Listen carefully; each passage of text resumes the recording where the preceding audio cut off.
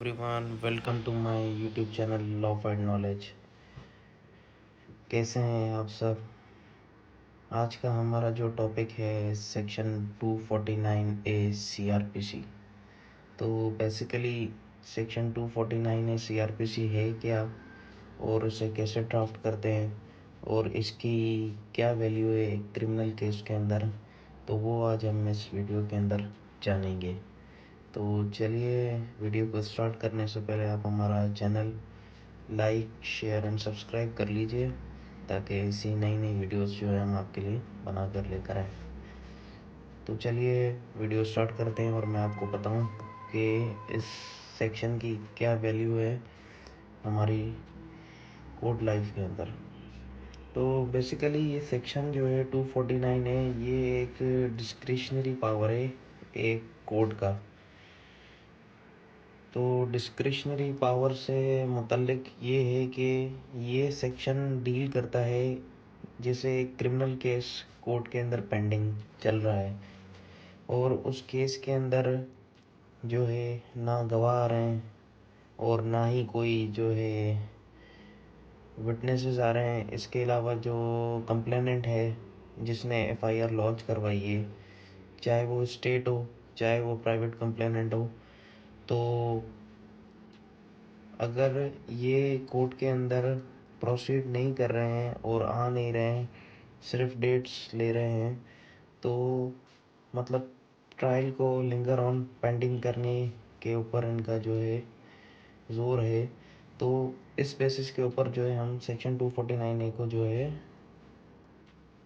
Implement करते हैं। तो ये इसका मकसद है, मतलब ट्रायल जो है हमारा ज़्यादा आगे नहीं चले, और उसको जो है ड्यूरिंग पेंडेंसी जो है उस केस को जो है ख़त्म कर दिया जाए। तो इसका ये मतलब है। तो सेक्शन 249 ए जो है लोअर कोर्ट के अंदर हम मैजिस्ट्रेट के पास जो है सबमिट कर सकते हैं, और ये जो सेक्शन ज़्यादातर बेनिफिट देता है वो एप्लीकेंट एक्यूज को जो है बेनिफिट देता है। तो इसके अंदर ड्राफ्ट करने का तरीका ये है कि सबसे पहले हम एम एस वर्ड के ऊपर जो है ये फाइल ओपन करेंगे। उसके ऊपर टाइटल जो भी है, जहाँ की भी सिविल जज हैं और जो भी मतलब जुरिस्डिक्शन है, वो आप वहाँ पे पुट करेंगे, चाहे वो किसी भी प्रोविंस से हो। ठीक है। उसके बाद फिर जो है डिटेल्स आ जाएंगी यहाँ पर, जो केस के जवाबदार होंगे उनके यहाँ पर नेम आ जाएंगे, चाहे वो एक हो या दो हो या उससे ज़्यादा। उसके बाद उनके एड्रेसेस आ जाएंगे, देन वर्सेस, उसके बाद फिर स्टेट और रेस्पोंडेंट। उसके बाद नीचे जो है हम एफआईआर नंबर यहाँ पर मेंशन करेंगे और एयर मेंशन करेंगे। उसके बाद उस नीचे जो है अंडर सेक्शन जो भी केस के सेक्शंस हैं पीपीसी के, वो हम मेंशन करेंगे। उसके बाद फिर जो है पीएस जो भी है, पुलिस स्टेशन का नेम जो है यहाँ पर हम मेंशन करेंगे। उसके बाद जो है एप्लीकेशन का टाइटल जो है आ जाएगा 249 ऑफ क्रिमिनल प्रोसीजर कोड 1908। ठीक है। अच्छा, इस सेक्शन के जो दो मेन इंग्रेडिएंट्स हैं वो मैं आपको बताता चलूँ कि कौन से हैं। एक तो इस सेक्शन का जो मेन पॉइंट है वो ये है कि there is no probability of conviction, मतलब अक्यूज को जो है कन्विक्शन नहीं आनी चाहिए। ठीक है। और एक इसको डालने का मतलब ये है, मतलब ये एप्लीकेशन सबमिट करवाने का मकसद ये है कि मतलब अक्यूज को जो है सज़ा नहीं होनी चाहिए। ठीक है। और दूसरा इसका जो मेन पॉइंट है वो है चार्जेस ग्राउंडलेस, मतलब जो सेक्शंस एफआईआर के हैं वो जो है ग्राउंडलेस हैं, मतलब फॉल्स हैं, फैब्रिकेटेड हैं। इसलिए जो है हम ये एप्लीकेशन कोर्ट के अंदर जो है मूव कर रहे हैं। तो यहाँ पर जो है टाइटल जो है आ जाएगा। उसके बाद फिर यहाँ से हम स्टार्ट करेंगे। It is most respectfully prayed on behalf of the above named applicant accused person, namely जो भी नेम्स होंगे यहाँ पर आ जाएंगे। दिस ऑनरेबल कोर्ट में graciously be please to acquit the above name applicant accused person from the charge of the above case on consideration of the following facts and grounds। अच्छा, अक्विट का मतलब ये है कि उसको बाइज्जत जवाबदार को बरी कर देना, मतलब कोर्ट जो है जवाबदार को जो है बाइज्जत बरी कर दे। इसके फैक्ट्स की तरफ जो है मूव करते हैं। That the brief facts of the prosecution case as per mentioned in the FIR are already on record, no need to discuss again. In this point, dictum of case law 2014 PLD Supreme Court 458। अच्छा, यहाँ पर जो है एक case law जो है हमने put किया है। तो इस केस लॉ को पुट करने का मकसद ये है कि हमें फैक्ट्स जो है केस के बयान करने की ज़रूरत नहीं है, क्योंकि एक सुप्रीम कोर्ट की जो है जजमेंट है 2014 की, वो जो है उसके अंदर यही लिखा गया है कि कोई भी जो फैक्ट्स हैं वो आपको लिखने की ज़रूरत नहीं है जब भी आप सेक्शन 249A की एप्लीकेशन जो है कोर्ट के अंदर मूव कर रहे हैं। उसके बाद फिर जो है ग्राउंड्स की तरफ हम चलेंगे। ग्राउंड्स में जो है, जो मैंने आपको 2 पॉइंट इससे पहले बताए, वो तो जो है इसके अंदर मेजर पॉइंट्स हैं, वो तो एनीहाउ आपको जो है इसमें लिखने हैं। उसके बाद फिर जो है यहाँ पर that applicant accuse are absolutely innocent and has been falsely implicated in the instant case by the complainant with malafide intention and ulterior motive. वो ही सिंपल है, जितनी भी एप्लीकेशंस बनती हैं उनके अंदर ये जो है ग्राउंड सबसे पहले आता है। उसके बाद जो है that the charge is groundless and there is no probability of accused persons being convicted of the offense। 2 points मैंने आपको बताया, वो इसके साथ ही मैंने मर्ज करके जो है इसमें लिख दिए हैं। उसके बाद point number 3, that the sufficient time had been passed but still the complainant and other witnesses have been not examined before this honorable court for recording against the accused to prove his guilt। अच्छा, इस point का मतलब ये है कि witnesses जो है case को सीरियस नहीं ले रहे, कंप्लेनेंट सीरियस नहीं ले रहे केस को। तो ये पॉइंट हमने इसलिए रेस किया है यहाँ पर क्योंकि वो जो है कोर्ट के अंदर अपनी गवाही देने नहीं आ रहे। तो ये एक प्लस पॉइंट है हमारे लिए। उसके बाद point number 4, that the complaint launch the false FIR against applicant accused person where is whole fight of minors was unseen and all the sections are in the FIR available does not fall within the ambit of prohibitory clause। अच्छा, prohibitory clause के अंदर अगर आपके FIR के sections जो हैं fall नहीं करते तो ये पॉइंट आप तब भी रेज कर सकते हैं, और अगर अवेलेबल सेक्शन है तो ये भी आप जो है इसमें ऐड कर सकते हैं, ये आपको एक प्लस पॉइंट देगा। और अर्लियर इंस्टेंट अगर कोई कि FIR कटती है और उसके अंदर जो है उसके अंदर कोई भी रिपोर्ट आती है, जैसे A क्लास, B क्लास और C क्लास। तो C क्लास का मतलब ये है कि इस केस को जो है पुलिस वालों ने यहाँ जो है प्रोसिक्यूशन ने जो है नल एंड वॉइड करार दे दिया है और ये एक फॉल्स FIR कटी गई है। तो उसकी बेस के अंदर जो है ये C क्लास की रिपोर्ट जो है आ जाती है, मगर उसके बाद भी जो है केस प्रोसीड किया जा सकता है। तो इस केस में जो है हुआ ये था कि एक FIR कटी थी और उसमें जो एक झगड़ा हुआ था माइनर्स का। तो उसकी बेस के ऊपर जो है पुलिस ने और प्रोसिक्यूशन ने जो है इस केस को C क्लास कर दिया था। उसके बाद फिर जो है कंप्लेनेंट ने आकर कोर्ट के अंदर अपनी जुरिसडिक्शन में एक एप्लीकेशन जो लगाई थी, जिसकी बेस के ऊपर जो है कोर्ट ने कॉग्निजेंस जो है ली थी। उसके बाद इस केस को प्रोसीड किया गया। तो ये जो हैं माइनर सी चीज़ें भी जो हैं आपको सपोर्ट करेंगी। तो इसमें जो है जो अर्लियर C क्लास की रिपोर्ट आई थी उसका भी हमने जिक्र कर दिया है। उसके बाद पॉइंट नंबर 6 है that moreover the FIR is delayed about a complete month which creates benefit of doubt and no plausible explanation is given by the complainant। तो अगर आपकी FIR डिलेड है और टाइम उसके अंदर जो है डिले है तो ये पॉइंट भी आप रेज कर सकते हैं। डिपेंड करता है आपकी FIR कब कटी गई है, ऑफेंस कब हुआ है। तो ये भी जो है आपको बेनिफिट ऑफ डाउट जो है एप्लीकेंट एक्यूज को जो है चला जाएगा। Point number 7, that the place of incident is thickly populated area but the complainant miserably failed to introduce independent witnesses names in the witness list and all witnesses are relative of the complainant।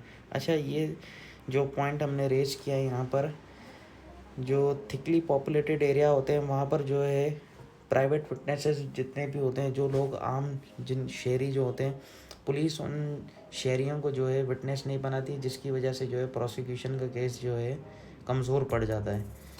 तो इसमें जो section जो applicable होता है वो है section 103 की जो है वायलेशन, 103 CRPC।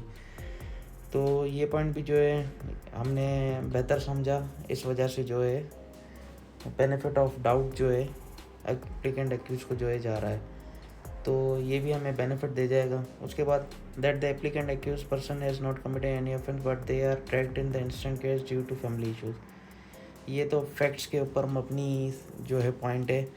अगर आपकी स्टोरी के अंदर ऐसी कोई फैमिली इश्यूज़ वाला कोई ग्राउंड आ जाता है तो वो आप अपने ग्राउंड्स के अंदर जो है पुट कर सकते हैं, ये वाला सेक्शन पॉइंट।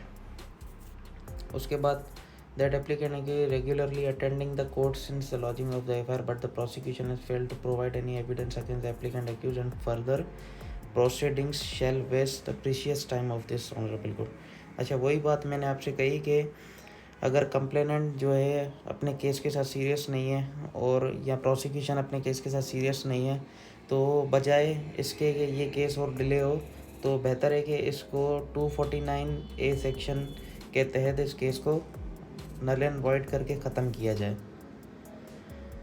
सेक्शन इसमें जो है अब पॉइंट नंबर 10 पे चलते हैं।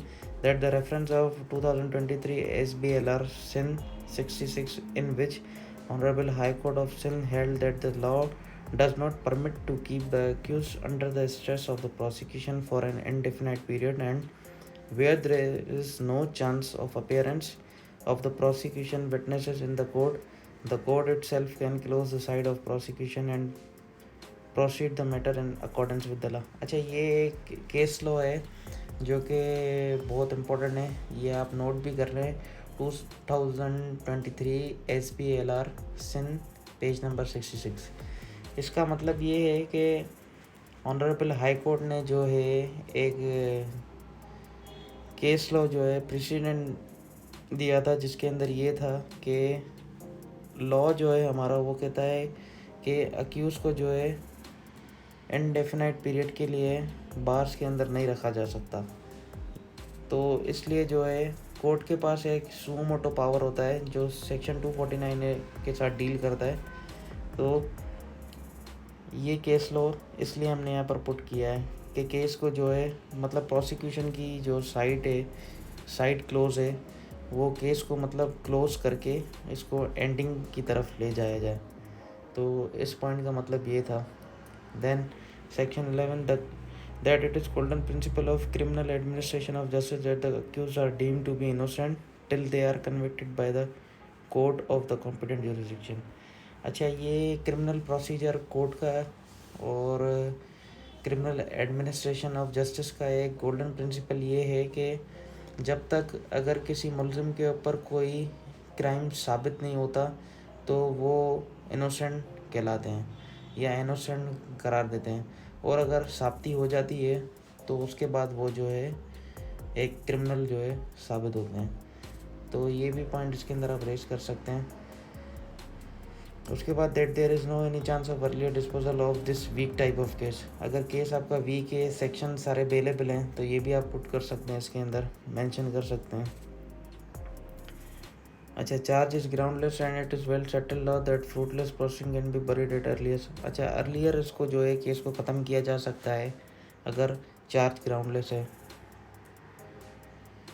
That from the first date of the court proceeding till now the applicant accused are facing trial and no delay on part of the applicant accused। इसके case के अंदर कोई भी डिले नहीं है क्योंकि एप्लीकेंट एक्यूज जो है ऑन एवरी डेट जो है प्रेजेंट हो रहे हैं कोर्ट के अंदर, उनको सेटिस्फाई कर रहे हैं, जबकि कंप्लेनेंट जो है कोर्ट के अंदर प्रेजेंट नहीं हो रहे।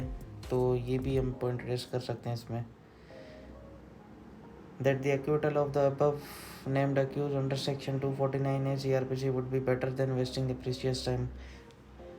अक्विटल जो है हम इस सेक्शन के तहत जो है कोर्ट से, ऑनरेबल कोर्ट से जो है मांग रहे हैं, तो बजाय कि कोर्ट का टाइम वेस्ट हो तो हमें जो है कोर्ट हमारे जो मुलजिम हैं उनको बाइज़्ज़त बरी कर दे. That the other ground shall be urged at the time of hearing of this application with kind permission of the honorable court.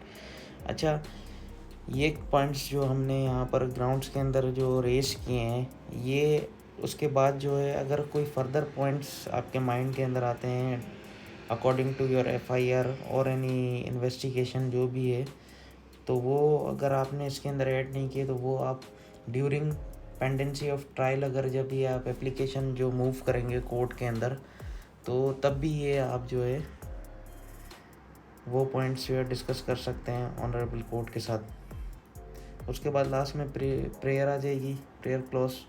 It is therefore prayed that this honourable court may please to acquit the accused person by exercising its power under section 249 CRPC in larger interest of the justice. उसके बाद Hyderabad dated, जो भी date होगी उसके बाद advocate for the applicant accuse, ये जो आ जाएगी. उसके बाद ये जो है एप्लीकेशन आप कोर्ट के अंदर सबमिट करवा देंगे.